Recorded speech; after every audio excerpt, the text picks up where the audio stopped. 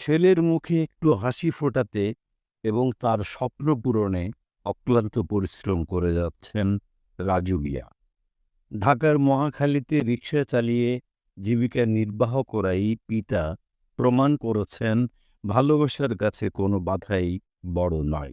ঈদের ছুটিতে ছেলের জন্য একটি পুরনো সাইকেল নিয়ে ২০০ কিলোমিটার পথ ২১ ঘন্টা ধরে সাইকেল চালিয়ে গাইবান্ধার পথে রওনা দেন তিনি।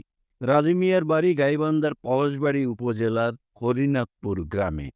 তার ছেলে রেজওয়ান ইসলাম স্কুল শেষ করে এখন কলেজে ভর্তির প্রস্তুতি নিচ্ছে। কলেজে যাতায়াতের জন্য ছেলের একটি সাইকেল খুব দরকার ছিল। বাবার কাছে সে বারবার সাইকেলের আবদার করে। অভাবের সংসারেও ছেলের ইচ্ছেকে অগ্রাধিকার দিয়ে গত ১ মাস আগে ১,৫০০ টাকায় একটি পুরাতন বাইসাইকেল কিনে রাখেন রাজু মিয়া। কিন্তু ঢাকার মহাখালী থেকে সাইকেলটি গ্রামের বাড়িতে নিয়ে যাওয়ার গাড়ি ভাড়া দিতে গিয়ে বিপাকে পড়েন তিনি। প্রয়োজন ছিল প্রায় ৩,০০০ টাকা, কিন্তু সব মিলিয়ে তার হাতে ছিল মাত্র ২,৫০০ টাকা।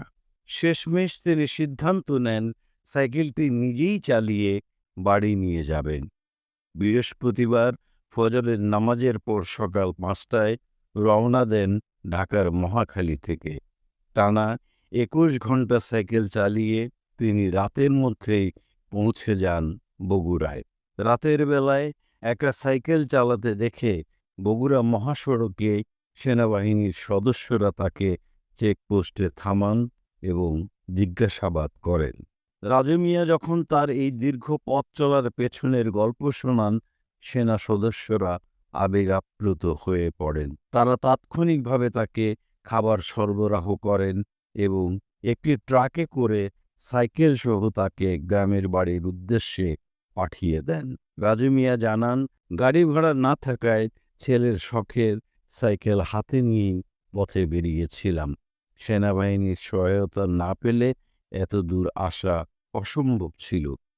তিনি আরও বলেন, ছেলে একদিন অনেক বড় হবে, এই আশাতেই আমি সব কষ্ট স্বীকার করি। ওর মুখে হাসি দেখলে সব পরিশ্রম সার্থক মনে হয়। রাজু মিয়ার এই ঘটনাটি ইতোমধ্যে সামাজিক যোগাযোগ মাধ্যমেও ব্যাপক আলোড়ন সৃষ্টি করেছে।